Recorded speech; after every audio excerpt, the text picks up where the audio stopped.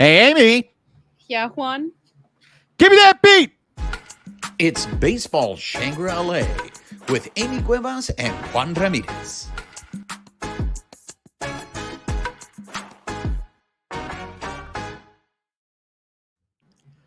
What's up, party people? She is Amy Cuevas. I am Juan Ramirez. You are listening or watching Baseball Shangri-La. If you are listening to us on the audio side, please make sure you are subscribed to the podcast, rate us, write us a review, help spread the word about the podcast. If you're watching us on YouTube, make sure you are subscribed to our YouTube channel. Hit that thumbs up button, get the notification button, leave us comments. We love engaging with you. And most importantly, make sure you're following us on social media, on X at BB Shangri-La, on Instagram, YouTube, and Twitch at Baseball Shangri-La. Amy, ¿cómo estás? Hi. I feel like we hit the ground running this week. Do you feel That's the same? right. That's right. We love Mondays. We love Mondays here. You're a liar. How was your weekend, by the way? It was good. We had some good baseball. I think in the next episode we're gonna get into some of the Society for American Baseball research stuff that I did. Like it was more baseball, more of the same. How about you? All right. My weekend was fantastic, and it was capped off by a late Sunday night when I discovered Walker, Texas Ranger. And to be fair, I'm here, sorry. You just discovered it? well, I was aware of it, but I actually watched an episode because I came across a clip on social media that Haley Joel Osment, who is a big Dodger fan, by the way, was He's been on at an the stadium. Yeah, he was on an episode of Walker, Texas Ranger. And so I got this clip via Conan because I guess Conan O'Brien used to show clips of Walker, Texas Ranger on his show. But anyways, it was I don't want to ruin it. If anybody wants to find this clip when it goes viral, it's kind of hilarious. So my wife and I were like, is this a joke? We didn't think it was real. We thought maybe Conan had made this up. So then we've discovered that Walker, Texas Ranger was on Peacock. And then we just went down a rabbit hole last night, my wife and I, as we started watching this episode. It was a two-parter, this episode with Haley Joel Osment. Okay. And we only got through the first episode because we were mesmerized, because I thought, could you imagine if the writers or the makers of Airplane were making this episode, what it would be like? Because it was almost like it was a parody, Amy. I don't know. Do you know there was 9 seasons of that show? Mm-hmm. I used to watch it. I watched it when it was first out. Yeah. Mm-hmm. Oh my! So I'm sorry. welcome.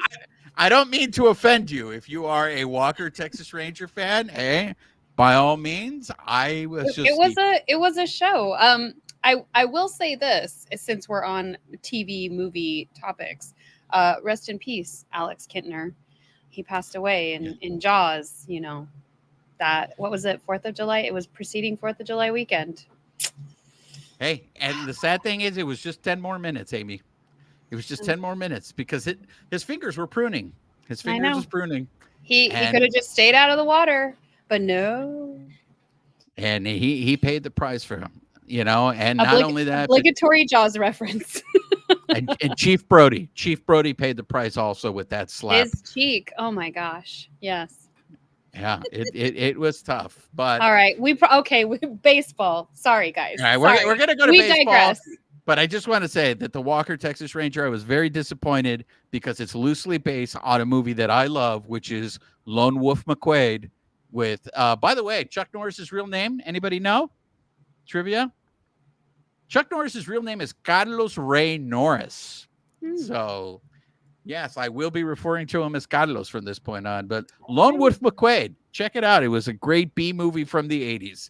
Amy, the Doyers, they went 4-2 on this road trip to Chicago and San Francisco, 2 windy cities. Very windy this weekend. I think that impacted us. I mean, we're going to get to it, but good grief, that wind. Whew. But, 4-2, that's a good road trip. Everybody would take that. But why does it feel like it wasn't a good road trip, Amy? I think for me, like I'm okay with it. Like you know me, it's baseball. I enjoyed every minute of what I watched. There Would we I go. Almost at agree? the 5-minute mark, ladies and gentlemen. We Yeah. got our first It's Baseball. I had this conversation so many times this weekend. It was amazing. Anyway, but I think because the Giants had created so much of their giveaways around the Dodgers this weekend, like beat LA shirts. I think they had the Mickey Mouse ears where it was just like, really?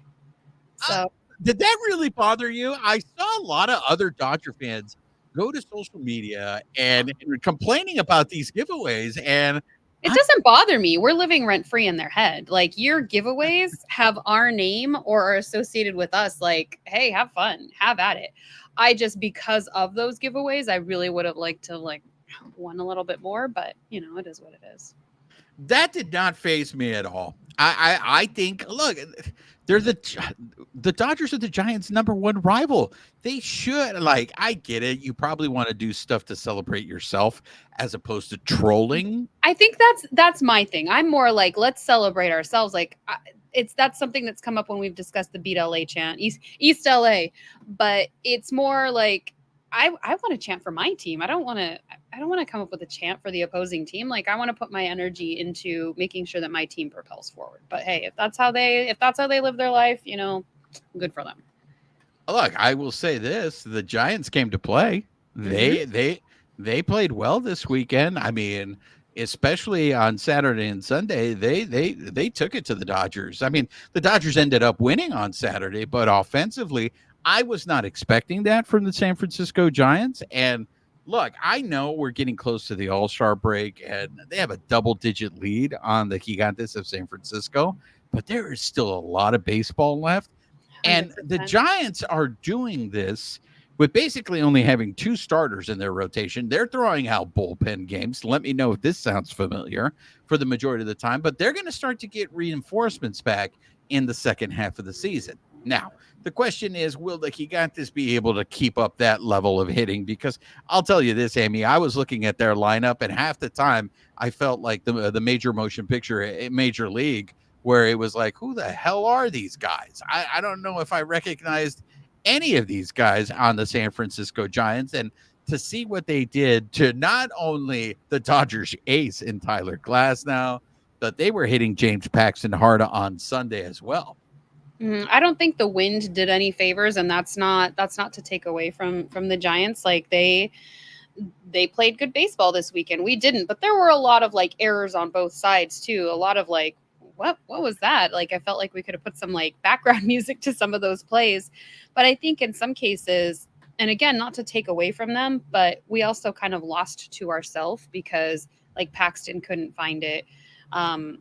It just felt like Glasnow couldn't get the plate. Like it just, I'm kind of speechless after this weekend and after the sweep. Like we played the White Sox, and I'm glad we swept them, but we even had some challenges there. Like Paxton went 5 innings in that game on Monday against the White Sox. Miller went 2, so a little bit of a struggle. But again, I think the same grace that we need to give Walker Buehler, we need to give Bobby Miller. Like he just came back from that soreness, so trying to get back in the groove. Well, let's go back to that White Sox series because, like I said, the Dodgers had a winning road trip. They went through a stretch right now where they played sub 500 teams. They had the Rockies, they had the Angelitos, they had the White Sox, and they had the San Francisco Giants. They went 8-4 against those teams. It was a 12-game stretch. I think for the most part, that's probably what everyone expected. You need to beat up on the poor teams.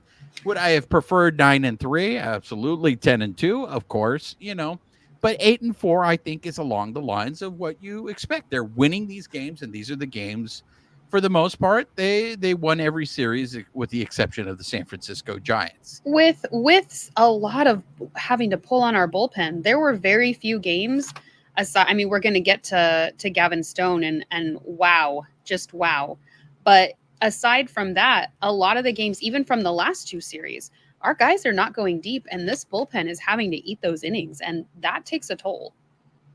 I think it definitely took its toll this week, and in particular, I think it took its toll on somebody that looked human this week, and that was Blake Trinan. Blake Trinan's been having a great season so far this year, but he looked human this week, and you saw it. And maybe that's as a result of what you're talking about, Amy, that the bullpen. I mean, by the time we got to that San Francisco game, I think you were starting to see the effects of what was happening in that White Sox series, where you didn't get much depth. I mean, what Gavin Stone did. Let's get right to it right now.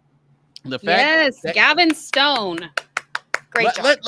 let's start before people start accusing me of being the Prince of Darkness. Let's start out with Flores. Let's give out some Flores. And I think a biggest set of Flores that you want to give out to is to Gavin Stone, who just continues to go out there and impress and just pitch.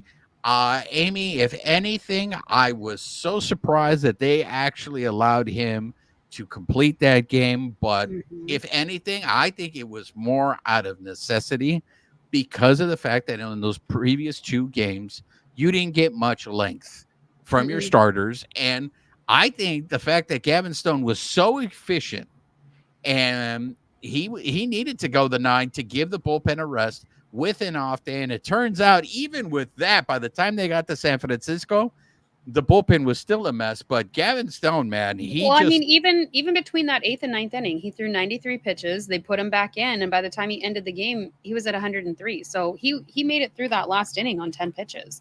He was super economical. And if you look at like just the plays that were made, so many strikeouts, but also like a lot of flyouts, lineouts, like he was super efficient, and the team backed him up. Like sometimes there are going to be errors, and like I feel like the team really bolstered him. They were saying the last complete game shutout that was thrown was by Walker Buehler, April 25th in 2022. So by a rookie. So look, I mean, I keep seeing not by a rookie. Last complete game in shutout. I added the other piece. Ignore that. Okay, Jose Ayala, there's no base running there. I caught it. I ran back. All right. I ran back. Yeah, back. Yeah, I mean, I keep seeing a lot of where will the Dodgers rotation be without Gavin Stone.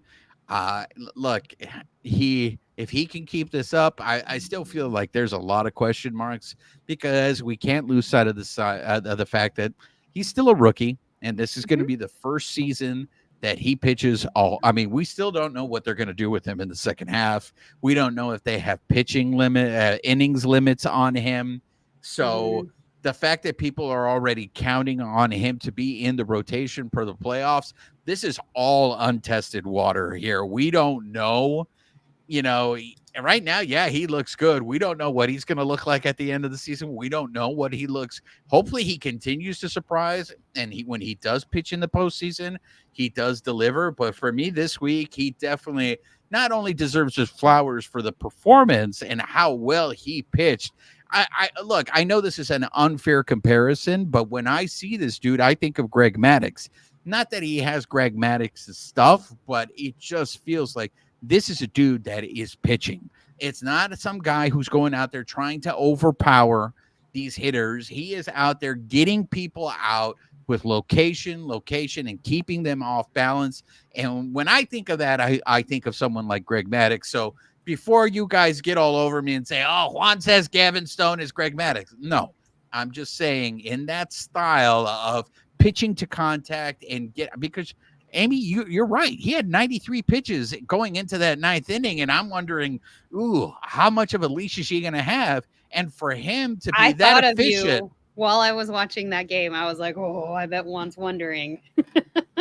Yeah, because I was just like, but he was efficient in that 9th inning. And again, it's a tribute. I think a lot of people, this is going to segue into what's going on with Bobby Miller. I think there's a lot of people that wish Bobby Miller would kind of pitch the way Gavin Stone pitches. I mean, you have Bobby Miller. I like that they say wish when this is his second game back, but okay. Let's give the guy some grace.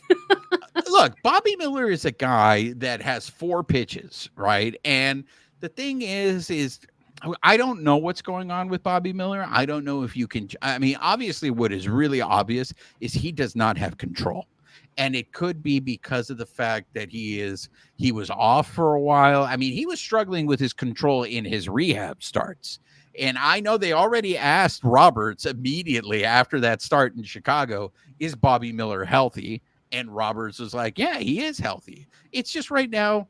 And I don't know how long it takes. I would love to be able to ask that question to somebody who's pitched in Major League Baseball for a long time.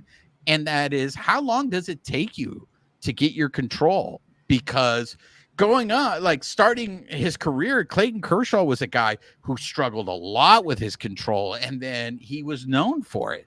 But right now, to me, that is what's glaringly obvious, is that Bobby Miller is having control issues. But I also wonder, when you know you can throw 100 miles per hour, do you rely on that and go, well, I'm just going to just throw it as hard as I can, as opposed to what we're seeing with Gavin Stone, who can't throw 100 miles per hour, and he's moving the ball around the plate. But again, it seems like Gavin Stone is really in control, and he knows where his pitches are going, and Bobby Miller, I don't think, knows right now. But I think that goes to like that also goes to, even if he's coming back, he's not going to get to pitch every day. So as he's ramping back up, we were just talking about this with Bueller, he's not going to get to pitch every single day and like, okay, that didn't work yesterday, let me go in and throw this. Even when you're just throwing like a bullpen or whatever they're doing, simulated games, which they're not even going to do in between starts, like you only get those real world experiences every 6 days. So whatever might have worked last week, he could try to improve upon that this week, but he's not going to get to test it until he gets into a game. Like that's a lot of time in between starts to see like, okay, did this work? Kind of like when we saw Walker Buehler say, oh, well, I moved my foot up on the rubber. Where I landed. Okay, well, even when Austin Barnes pointed that out to him with the trainer, it still took a whole other start for him to be able to see if that even worked. And you're practicing that in flight against batters. Like, it's the show. These are some of the best players like all over the world. So I feel like it's unrealistic to just think like even coming back from an injury, you're going to be great. And I think the other part of that, when you're talking about control, that's that argument I think that is going around baseball circles, where the younger players are being brought up. The speed is important. The stuff is important. If you can locate the zone, that's kind of taking a back seat. And it's, and that is something I think we're going to get to in the next episode, where like, what do some of the former players say that's missing from the game right now? And do we need the speed or do we need the control? And I think that's a good question. What is more important? I think it's one of those things that, because Bobby Miller can throw 100 miles per hour, I don't know if it's hurting him or helping him, right? Because you have Gavin Stone, who is a young guy who's brought up in that same system as Bobby Miller. But Gavin Stone's approach to pitching is much different than Bobby Miller. And maybe it's because Gavin Stone, I don't have a 100-mile-per-hour fastball, so I can't rely on that. So I have to actually pitch. Where with Bobby Miller, the slider's not working. This pitch isn't working. Screw it. I'm just going to throw it as hard as I can. And the problem is, these are major leaguers. And if you throw it as hard as you can right down the middle, these guys are going to hit it, even if it's 100 miles per hour. Well, and we see that with Glasnow in some of his starts. Some of them, like the majority of them, are really good. And then the days that he can't find the zone and then eventually ends up leaving one over home plate, that's when people take advantage. And it just, it's frustrating to watch these players have to go through it, because they're trying so hard, and they just want to get to that good spot where they can help their team.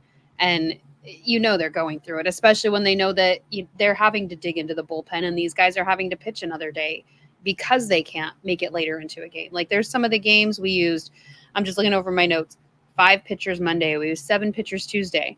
We only used 1 pitcher on Wednesday because Stone went, that whole game, but we used another 5 pitchers on Friday, 9 on Saturday, and then, 4 on Sunday. That's a lot to be digging into your bullpen and then going into the thing that you hate.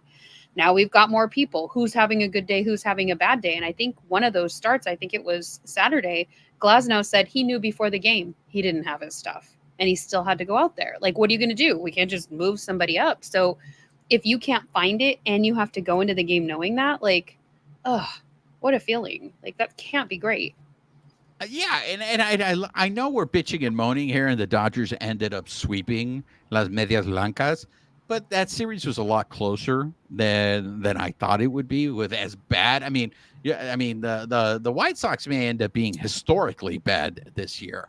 But Um, teams always play up to the Dodgers, though. That's not to say that they don't play up any other time, but like there's something about the Dodgers, especially I think because of the checkbook baseball or whatever you want to call it, or the target that they have on their back. Teams play up, so we're not getting teams that are they want you to know, be.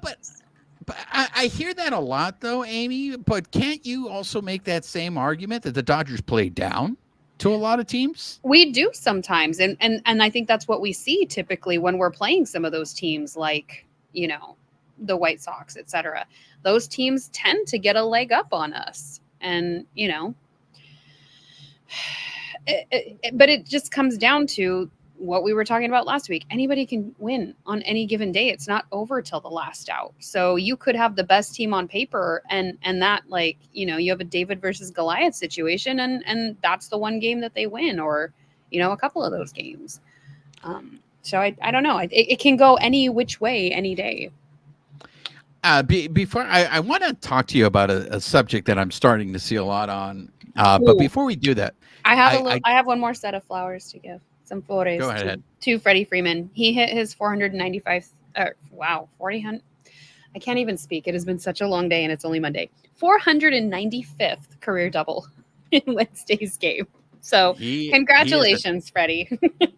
He is a doubles machine. But going along that Flowers route, Shohei Ohtani set a record for the Dodgers with consecutive games with an RBI. And like at the beginning of the week, he just continued to be on that hot streak. But once he got to San Pancho, things cooled down a little bit for Shohei. But that's a big, like he's up there with a big name in Dodgers history in Roy Campanella. So congratulations to Shohei Ohtani on that. But the thing I wanted to talk to you about, and I'm curious to see another set of flowers that I want to give before I go to this and I want to give you credit for this because you have been on this and making sure this man gets his flowers. But Miguel Rojas had himself a week with the bat. He almost was hitting 500 this week. He went 8 for 18. And I know that this is what everybody's looking at now, the fact that he is playing more. What is that going to do to his offense? Well, so far it has not affected his offense. I know everybody seems to be surprised by the numbers. He's almost hitting 300 well, right they now. even put up a stat that he plays better when he's at shortstop. Like he bats better when he's at shortstop versus when he's, in another position. And I will say this. I think Joe Davis jinxed him and killed the streak. I was so upset. I think there was a different way of handling that, but I do believe that Joe Davis jinxed it by saying, "Hey, the Dodgers win way too early. You broke the rules of smack." I think you have to respect the rules of smack, and when you break them, karma comes a calling. But this is what I wanted to talk to you about, Amy. I've been seeing a lot of hate of Gavin Biggio on social media, and I know I'm the Prince of Darkness, but I also like to believe that I am a reality check. And so all these people on social media who go after Biggio, I just want to say this. What did you guys expect? The man was released by the Toronto Blue Jays for a reason. And this is the thing that drives me insane about Doyer fan. Is Doyer fan feels the Dodgers can fix everybody. And if somebody sucks on another team, have them come over to the Dodgers and we're going to go ahead and have them and we're going to fix them. And we've had plenty of examples where the Dodgers have not been able to fix people. And that's the thing where I'm just like, come on, guys, let's not be homers. Let's just be honest with ourselves. So when you want to hate on Gavin Biggio, you're telling on yourselves. That guy can't help he is what he is right now. Okay. The better question is, why was Biggio given a chance when you have Andre Lipschitz down in the minor league system? Right? Lipschitz is killing it. Lipsius. What does Lipsius have to do to get an opportunity? That is the question where Well, and at this point in the season where it would be the best time to bring him up to give him that length to play. And okay, is he an option or is he not? Especially, I think the challenge for me with Biggio, I think he's trying really hard. He's doing the best that he can, like you said. Like, he's not going out there trying to dismay the fans, whatever. But if we're looking for like the bat, was that what we were looking for? Were we looking for the defense? Because I feel like we still had that in Kike. And I mean, their batting average is pretty similar. I think Kike has actually raised his, but I feel like Kike is a little more clutch. And that's not just because he's one of my favorite players. I feel like he does come up clutch in situations where the unfortunate thing that I'm seeing all over social media is like, I wish that Biggio would at least strike out swinging. And he's just watching the ball. And again, hitting is the hardest thing to do. This is no shade to him. I think he is doing the best that he can. But I'm just curious why the decision was made. Was it, let's try to plug a hole this way and see if it works? When, you know, we kind of had something that was working. I don't know that this made it better in any way. I don't know the answer to that, Amy. If I ever have an opportunity to ask Brandon Gomes or the other, the president of baseball operations, if I ever have a chance to ask them the question, I would assume that the answer is going to be that he's a left-handed hitter. He can play multiple positions. The thing is this.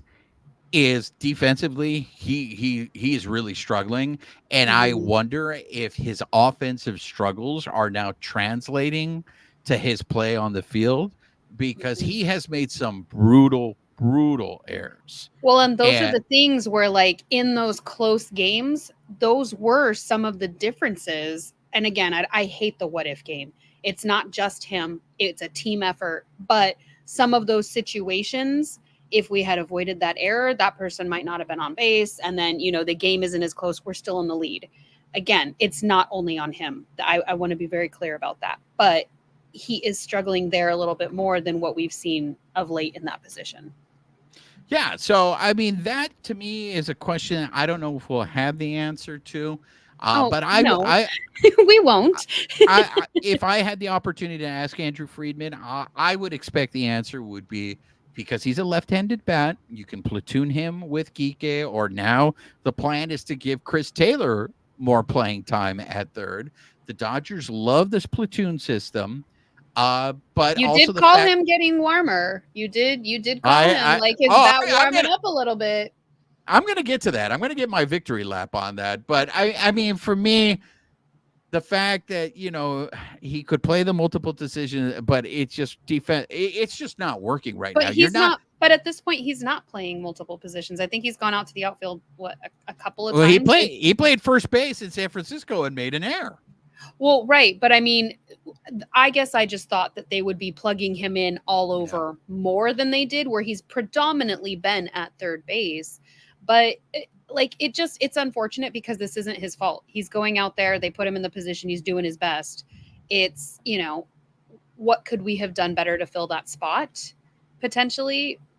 You know, whether we were leaving Kike and Rojas to platoon there, or Taylor, as we're seeing now, or bringing up somebody like Lipsius to give them their shot now.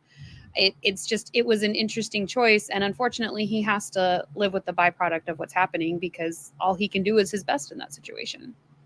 Yeah, I have questions, Amy. I just have questions, because you're just not getting any productivity from that third base position. Let's move on to the series in San Francisco. So look, the Dodgers swept the White Sox. I think everything was looking good. They end up winning that series in San Francisco, and they have themselves a very good road trip. They go 5-1. And if they do that, they maybe end up extending their league over the Show Pods, who don't look now. The Show Pods are getting hot. Now, how long can the Show Pods stay hot? And the fact that the Dodgers have really got themselves a very nice big lead that they've been able to pad. They're still in first place. They got a 7.5 game lead on the Show Pods. But no lead is safe until you clinch. Exactly. So. But I want to start off with flowers in this series, and there's a couple of guys that I want to give flowers to in this series. And first is Landon Knack, because I know we've spent time in the past episodes. Every time this guy has an opportunity to pitch in Major League Baseball, he delivered. He went, he almost got through 5 innings, but he you could see he was running out of gas there. In that umpire Friday night was just horrid. He was absolutely horrid. I mean, and it was for both teams. I mean, those strike calls were just ridiculous. This is where that ABS challenge system is going to come in handy. The All-Star break system, ladies and gentlemen, it's coming. Okay. But yeah, I tip my hat to Landon Knack, because he has been one of those guys that has really saved the Dodgers in a couple of opportunities this year. Another guy I want to tip my hat to is British Gas, Michael Peterson. Like, Michael Peterson just comes out there and he's been doing what he's got a 1.17 ERA after yesterday. Like, way to go since your debut, sir. Way to go. And I mean, Banda, he has a 0.98 ERA. Yeah. Yeah, Anthony Banda he's just basically, Anthony Banda has had one bad inning. As a result of having one bad inning, his ERA is under 1. Like, that's how ridiculous. But I still don't know where I stand with Anthony Banda. I don't know if we've seen enough. Like I said, he's had one bad inning, but other than that, that dude goes out there and performs. Now, what's your holdback then? Will he be able to do that in the postseason? Gotcha. Okay. The longevity of it. Okay. Yeah, exactly. I was like, what's still out? He's doing great. Got it. Because as much as I'm harping on the fact that Biggio got released and what are you guys expecting, Banda was a guy who got released, and he got to the Dodgers and he turned himself around. But yeah, I am curious because, again, the Dodgers only have one. And I'm not counting Ryan Yarbrough, because Ryan Yarbrough is being used. He's his own. He's a bullpen unicorn. Yeah, he's being used in a much different way than Alex Vesia. And so Alex Vesia and Banda, to me, are the only lefties. And usually I think you probably need 2 lefties in a bullpen, unless you're facing a team that is just right-handed dominant. Another person that I want to give flowers to, and you had hinted at it earlier, and I made reference to this because so far the way this season is going, there's just no explanation for anything. I'm just going to say this, Amy. I am very happy to see Chris Taylor this week he almost hit 500. Now, I know he had less than 10 at-bats, but I will say this. His at-bats this week look much different than his at-bats at the beginning of the year. He went from 100 batting average, like a week and a half ago. Like he was still down like less than half under the Mendoza line. And now he's creeping up on Austin Barnes, who's sitting at 208. I mean, the goal is the Mendoza line. And I think for the first time in a long time, Chris Taylor has his eyes on the Mendoza line. He's at 164. Like that's huge to bring up that much already. From like he was like a little above 100, then he'd be a little below it, then a little above it, and he was kind of just like going up and down. And if we're trying to get to 200, buddy, like come on, he's trucking along. He's at 164. Good for him. And I know the reports were that him and the hitting coach, they had discovered something, and so hopefully what we're seeing is the results of that. Well, and they were searching before during the offseason, because they had already said the last 2 years they had tweaked his swing to try to go more for the long ball. And again, small ball guys, I know we'll talk about small ball in general in just a second, especially when we get to Saturday's game. But if you've tweaked your swing to just try to swing for the fences, which is what we saw every time he came up to bat, it was like, bro, like seriously, like slow your roll. If they've isolated like whatever we did over the last 2 years has not been working and they're trying to fix it, it looks like now it's finally taking.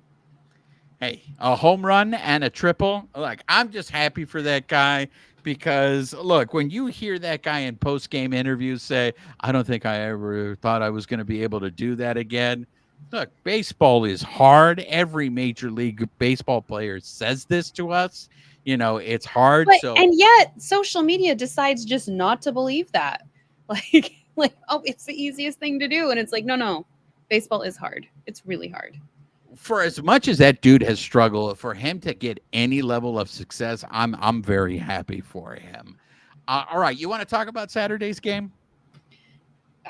All 9 pitchers and the back and forth. Like I was out at a brewery watching it, and like there were some of the people, like some of the wait staff, like betting on the game, like they had $1 on the line, and you'd see somebody come up and be like, "Ah, this dollar is mine," and then another server would come up, and the game would switch hands like periodically, and it was just it was chaos. And then small ball in the last inning, but go. So I was at a graduation party on Saturday. So I show up to the party, and the host of the party says to me, "Juan, I have the Dodger game on inside." And they had a taco guy, so they brought me my tacos. I had my paloma. I was watching the Dodger game, and every once in a while, like people would come in and be like, "Oh, the game is on," and stuff like that. And so, and extra innings. But it was Like, a back and forth the whole time, because the Giants, they were playing small ball in the third, and good God, they gave it to Glasnow. And then you get into the fourth inning, and then we actually start playing small ball, and are able to almost if not tie the game, before there's kind of a drought until we get to that 11th inning. well, you mentioned it in the sense that Tyler Glass now, he has much better starts than bad. But when he is bad, he really seems to be like, hold my beer and let me show you how bad I can be. You're I like, mean, no. Take it back. That's the last thing you want, is to only get 3 innings out of him, where the night before you couldn't even get 5 out of your starter. Look, and you mentioned it. He said from the beginning, and this happens. There's many times that pitchers that I just don't have it, and sometimes you can battle through it and you can get through a game not having your best stuff, but he couldn't. And look, you got to tip your hat, like you said. That is also a Major League Baseball team. As bad as the Giants are this year, and they've been a team that has been decimated by injury, their hitters had a game plan. They were very aggressive. They were swinging at like very early in the counts. Like they weren't working counts. They were up there acting like a bunch of Dominicans and just like hitting their way off the island. So you got to. And it's not like they're not watching tape on every game or every team that they go up against, but I feel like if we're rivals. So if they're gonna watch tape on anybody, they're gonna really hunker down and make sure that they have our number before they get out there. Yeah, it's like the same approach that people have with Kershaw. You're going to get strikes. So the best chance, probably the best pitch I'm going to get to hit is going to be early in the count. So I'm going to be up there swinging. So look, the Dodgers offense finally came through. Poor Andy Bacchus, though, was having an adventure out there in center field. It looked like he couldn't pick up. And like you said, it might be because of the wind, but the way he was taking routes on certain balls, it just didn't look like he was picking up the ball at all. At least what I was watching, because they would show the graphs of the wind blowing into the stadium, like between at bats. I mean, I believe you've been to that stadium. I've been to that stadium. Like, yeah. It is windy as all heck there. Even when you're watching it on TV, if you pay attention to the pitcher on the mound, you can see their jerseys flutter while they're standing there. Like, I can't even imagine having to go after a ball that potentially changes like position mid route. Like that would be so challenging. Like, I think I got it. Well, where did it go?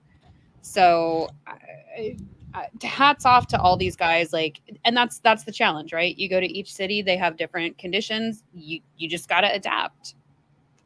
Look, it's a beautiful stadium. I love it, but I'm not the one playing center field, and especially that a black hole, that abyss that's out in right center. Oh my gosh. Where if a ball goes out there, it seems like you're running for days. Look, James Paxton on Sunday. Look, that's the story, I think, of James Paxton this year. There are certain games where when the game he pitched in Colorado, and you're just like, where has this been all this year? Like, why don't we get this more consistently to when we see him on Sunday getting hit hard, and you're just like, oh, wow. And he has to wear it because the bullpen, how many pitchers did they end up using again on Saturday? 9. So I went through and I tallied it. So just from the White Sox and the Giants series, Let's see. Vesia pitched twice. Banda pitched 3 times. Trinan pitched 3 times. Hudson pitched 4 times. Yarbrough twice. Peterson pitched 3 times. Ramirez 4 and Phillips 4. Like these guys were anywhere from 2 to 4 times over the span of 6 games. That's a lot to carry. Look, I know that Hershiser likes to jokingly say that Ramirez has a rubber arm. He is my tocayo in apellido, but I will say this: I do feel like what is it? Help. My apellido, last name. He is, oh yes. And so the thing is this: I feel like that poor guy, he's gonna get DFA'd, and so they're gonna run him into the ground before they DFA him, depending on who comes back into the bullpen, because 4 appearances in a week, the way they use that guy, it's like it seems every time they cut to a shot in the bullpen, it's Ramirez is the one that's is warming up. But they used Hudson 4 times and Phillips 4 times as well. Like these are the guys you kind of want to protect till we get to October, and these guys are being trotted out there. Oh, and speaking of Hudson, there was that bullshit call too on Saturday when the ball went so. Correct me if I'm wrong. That play was not reviewable. Is that the one why off the foot? Yeah. Yes. And so they were actually discussing it yesterday because I was listening to the radio feed, and they were saying it should be reviewable because you can review that on a hit by pitch or even like a foul call. So it's just something apparently that has not been addressed in the rules to date. Where luckily we came back and won the game, but like, what are we doing here? That was clearly off his foot. And the fact that it couldn't be reviewed or looked at when it was also like, I'm so frustrated. Yeah, I'm glad things worked out for the Dodgers the way it did on Saturday, because if they got walked off 2 games in a row, I don't know how the Dodger fans would have handled that. Before we wrap things up, there's 2 players that I want to ask you about in terms of that they're players that I think are struggling right now. And you're already not getting productivity out of the third base position. Look, I know you're a defender, so I'm going to start with this. I know you are the president of his fan club, but Will Smith is going through it. He is going through it right now. This week he went 4 for 18. So look, I know they're not gonna. It's not like you're gonna have Austin Barnes play more, but another guy who is I think worse off, and he plays a very prominent role. I will just say Smith going through it is still hitting 269. I mean, granted, he's in more games than Austin Barnes, but Austin Barnes is still at a 208. So I want to ask you about Jason Hayward. Jason Hayward is going through a stretch right now where he's 3 for 24. Now, he ended up getting a big hit there in the extra inning game on Saturday. He's not known for his offense, though. But that's the problem. If you're not getting any production out of third base, and now you're not going to get any production. They signed him knowing that, though. But do you have that luxury to just carry a clubhouse presence? Don't you eventually need to get at least some production? Well, that's the challenge, right? So the top of our lineup, super top heavy, Will Smith, notwithstanding right now because he is going through it. But the majority of the batters on the back end, not Teoscar, obviously, but like those guys, none of them consistently hit. You cannot count on them at any given point because they do tend to hit in like spurts. Kike, Rojas is having a good spurt right now, but yeah. But all of those guys, none of them you could say are consistent, like Freddie, like Mookie, Shohei, he's still coming off of surgery and that hamstring injury. So I think that also hampers what people think he would be producing, and he's still producing, but there's still, I think, some people who would say they would expect him to do more. But the back end of the lineup has never, like Lux, like these guys hit, but they don't hit. So what do? You either spread out your lineup, you balance it a little bit more, or you suck it up and know that these are the people you signed. And it's not like they were great hitters at the beginning and all of a sudden just fell off. Look, I know we've had this conversation before and we're going to go into it in our next episode, but the amount of holes that the Dodgers have to address when it comes to the trade deadline, in my opinion, are I don't want to say mounting because I think it's the same holes that we identified, but we're getting closer now to a point where they have to make a decision of if this is what we're going to roll with, and we just have to deal with the ups and downs of what you're talking about, where we're going to have this roller coaster where, look, and at the end of that San Francisco series, it was the bottom of the lineup that was producing. The top of the lineup wasn't doing anything. Well, so, and we've had weeks where it's been the 7, 8, 9 hitters who have the higher not ERA, the higher batting average. But the thing is, not everybody on your roster is going to hit at the same time ever anyway. Like, there is no team where everybody just all hit. Like, show me a team that does that, and I will be astounded, because again, that's baseball. You're going to hit when you hit. But at the same time, like, maybe the time for experimenting certain things, like if Biggio can turn it around, great. But to me, it's also like when we threw Jock Peterson at first base. Like, all right, cool, we experimented with that. Can we go back to the way we were can we either find a first baseman or do something else here? Yeah, I know. I feel for sure, Biggio, it's just a matter of time. But like I said, we're going to get into it more in the next episode in terms of trade deadline deals. But something to watch in terms of Jason Hayward and the stretch that he's going through. If it continues, how much longer now can the Dodgers carry holes in two different positions on the field? Before we wrap things up, any last words, Amy? No, we have talked a lot. All right. So for those of you that have been listening to us on the audio portion, please make sure you're subscribed to the podcast. Rate us, write us a review, help spread the word. If you're watching us on YouTube, make sure you're subscribed to our YouTube channel. Hit that notification button. Give us a thumbs up. Leave us comments. We love engaging with you. Let us know if you agree, disagree with anything that we talked about. And make sure you're following us on social media, on X at BB Shangri-La, on Instagram, YouTube, and Twitch at Baseball Shangri-La.